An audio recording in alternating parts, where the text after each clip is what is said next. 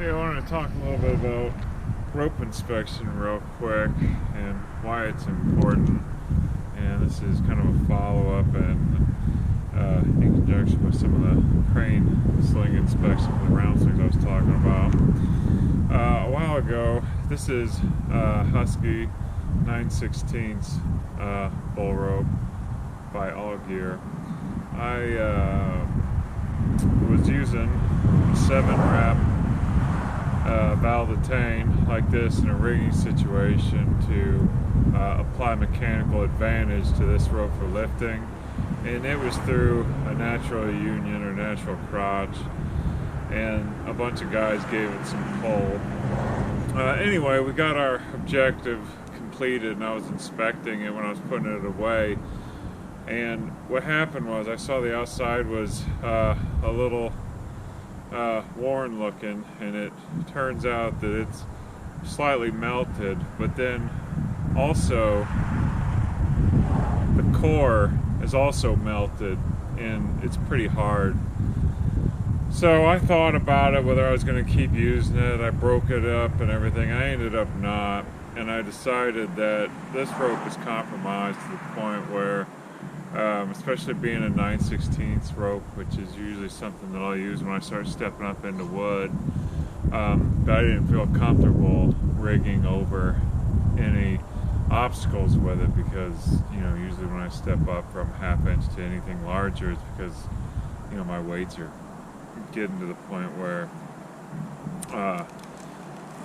it needs a bigger rope, and if I'm roping stuff anyway, I'm usually trying to protect an obstacle or avoid a target. So something to think about. But this, I can feel that the core has melted, and the jacket has also melted a little bit. So this is no good, in my opinion, to rig with. Years ago, I did break a rigging rope in a less than critical situation, and the way it broke was it was heavily loaded. There was a lot of rope in the system. It wasn't necessarily shock loaded, but as the rope was loaded in the aftermath, and I don't have the piece of rope with me anywhere, at least I can find it, the rope pulled apart and generated so much friction that it melted apart, as the inside of the rope was all melted.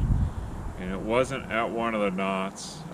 It wasn't my rope, so I don't know if it had a bad spot in there to begin with, but I went back and calculated the weight of the piece, and it was probably around 1,700 pounds, white oak log, and I was lowering it on 9/16 or 5/8 stable braid, probably 9/16, come to think about it.